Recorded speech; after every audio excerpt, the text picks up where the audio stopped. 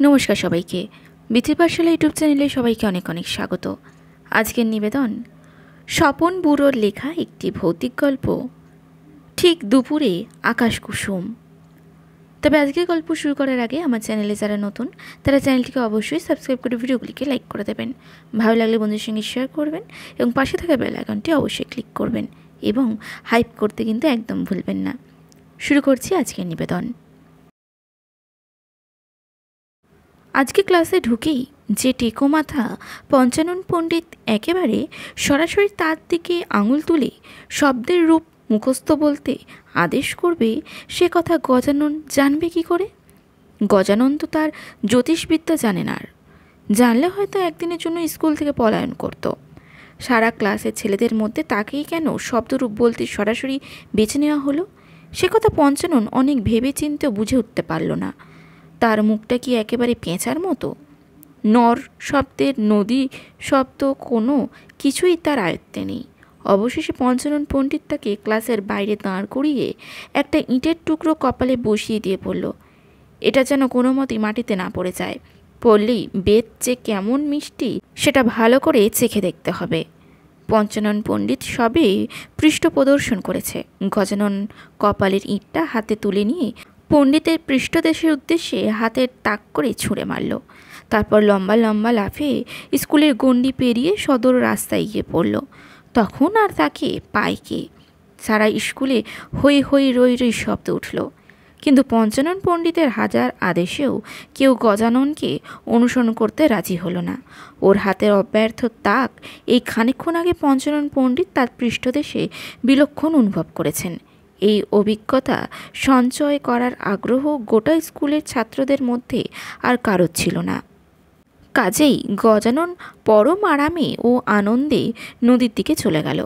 ওখানে মাঝিদের নৌকোয় পাল তোলা আছে, একটু দূরে একটা বিরাট ফলের বাগানও আছে, আর আছে মৃদু সমীরণ আর মৌমাছিদের গুনগুনানি।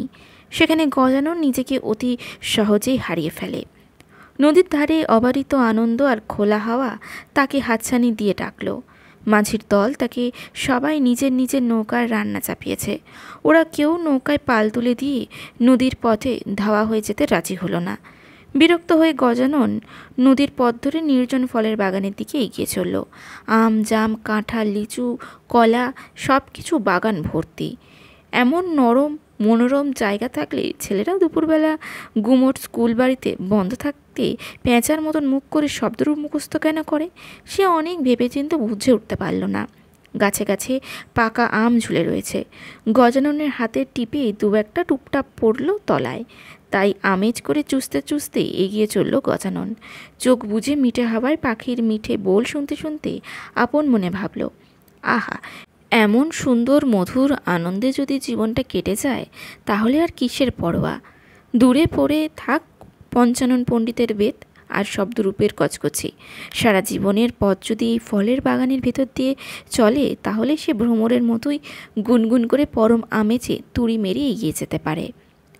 হঠাৎ গজানন তাকিয়ে দেখে তার উল্টো দিক থেকে এক ফকির লাঠি হাতে গান গাইতে গাইতে আঁকাবাঁকা পথ ধরে তার দিকে এগিয়ে আসছে। ফকিরের পিঠে ঝুলছে একটা ঝোলা। ফকিরের অনেক বয়স হয়েছে, মাথাটা একেবারে ন্যাড়া, সাদা দাড়ি গোঁফ হাওয়ায় দুলছে, আর সে সঙ্গে দুলছে তার ন্যাড়া মাথা।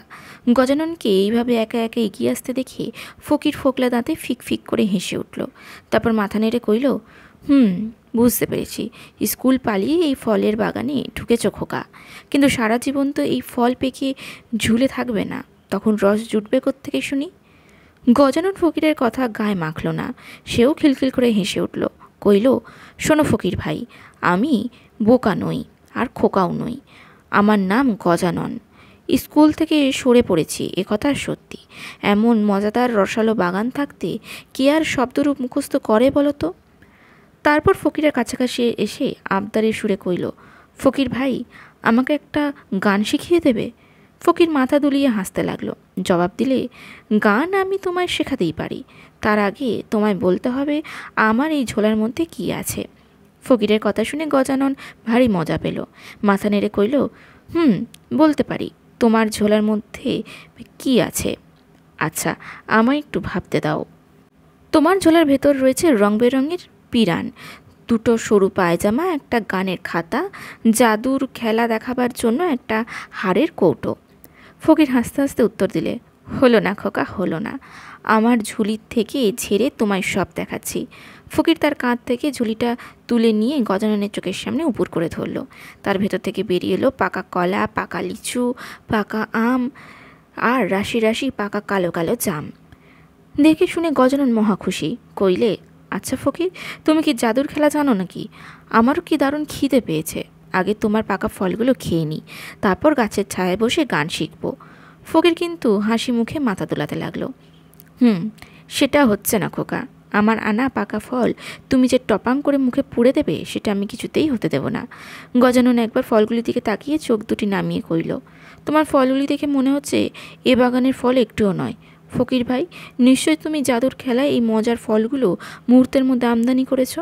আমার এরকম জাদুর খেলা শিখিয়ে দাও না।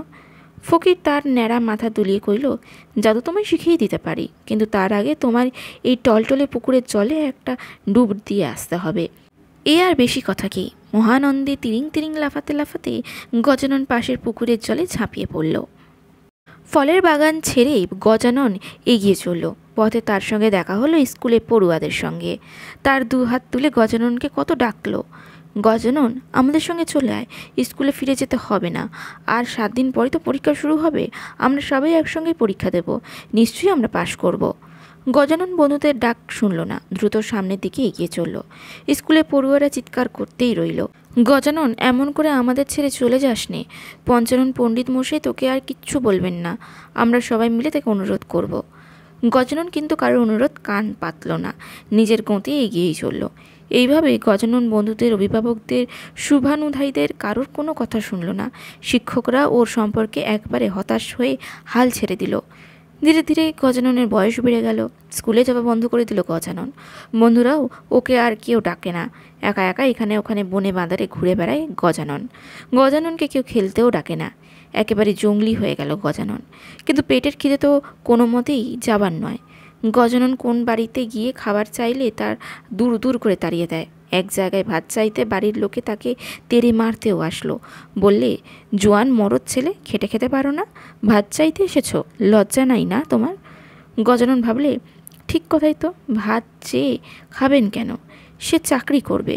এক অফিসে গিয়ে গজানন চাকরি চাইলে। অফিসের বাবুরা বলে, কি লেখাপড়া শিখেছো তুমি?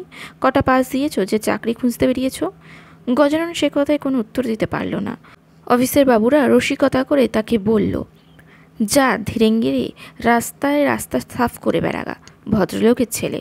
গজানন সে কাজ তো করতে চায় না। তখন সে এক গেরস্তের বাড়িতে গিয়ে চাকরের কাজে বহাল হলো। দিন রাত তাকে বাসন মাজতে হয়, ঘর দোর সাফ করতে হয়, 1000 বার করে বাজারে ছুটতে হয়, ফাই ফরমাসের অন্ত নেই।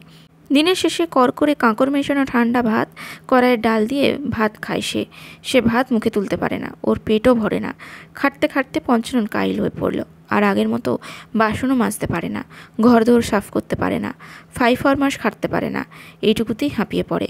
বাড়ির গিন্নি তখন ওকে তাড়িয়েও দিল। ঘুরতে ঘুরতে গজানন এক দোকানে গিয়ে কাজ নিলে, খাবারের দোকান। সেখানেও উদয় অস্ত খাটতে হয়।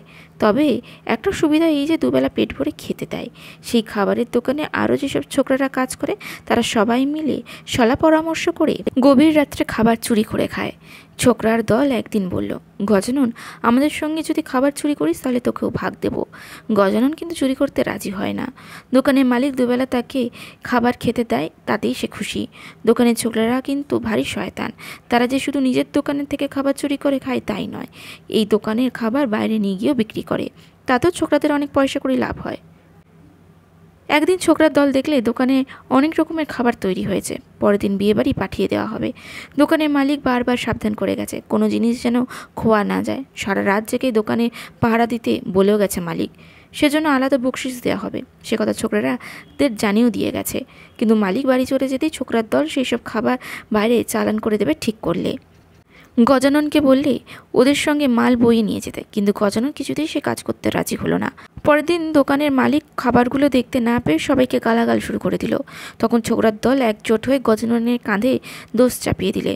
বললে ওরা যখন সবাই ঘুমোচ্ছিল তখন গজানন বাইরে থেকে লোক এনে সব খাবার পাচার করে দিয়েছে। দোকানের মালিক রেগে মেগে থানা থেকে পুলিশ ডেকে এনে গজাননকে চোর বলে ধরিয়ে দিলে। পাহারাওয়ালা গজাননের হাতে হাত করা পড়াতে এলো। গজানন চিৎকার করে কইলে, আমি চুরি করিনি, আমি চোর নই। হঠাৎ এমন সময় গজানন হুশ করে পুকুর থেকে মাথা তুলে হাঁপাতে লাগলো। দেখলে ফকির পুকুরের ধারে দাঁড়িয়ে তার ন্যাড়া মাথা দুলিয়ে দুলিয়ে হাসছে। গজানন হাঁপাতে হাঁপাতে কইলে, ফকির ভাই, এতক্ষণ আমি পুকুরে চলে ডুব দিয়েছিলাম, এত সব কি কাণ্ড ঘটলো বলো তো? সারা জীবন কি আমার এমনিভাবে ভিক্ষা করেই কাটবে? ফকির ফোকলা দাঁতে হেসে উত্তর দিলে, মাত্র 2 মিনিট তুমি পুকুরের জলে ডুব দিয়েছিলে, তাতেই এইসব ভুতুরে কাণ্ড দেখতে পেলে। তোমার জীবনটা সিনেমার মতো তোমার চোখের সামনে দেখতে পেলে তো? এখন বুঝতে পারলে জীবনের পথে পাকা ফলের মতো রসে টুলটুলে নয়, পরিশ্রম করে তোমায় মানুষ হতে হবে। গজানন মাথা নিচু করে কইলে, ফকির ভাই, আমি আমার ভুল বুঝতে পেরেছি, কালই আমি স্কুলে ফিরে যাব। হঠাৎ গজানন তাকিয়ে দেখে তার সামনে থেকে ফকির তার ঝুলি ঝোলা শুদ্ধ একেবারে উধাও হয়ে গেছে। আজকে গল্পটি কেমন লাগলো কমেন্টে অবশ্যই জানাবেন। ভালো লাগলে লাইক করবেন, বন্ধুদের সঙ্গে শেয়ার করবেন এবং পাশে থাকা বেল আইকনটি অবশ্যই ক্লিক করবেন। নমস্কার।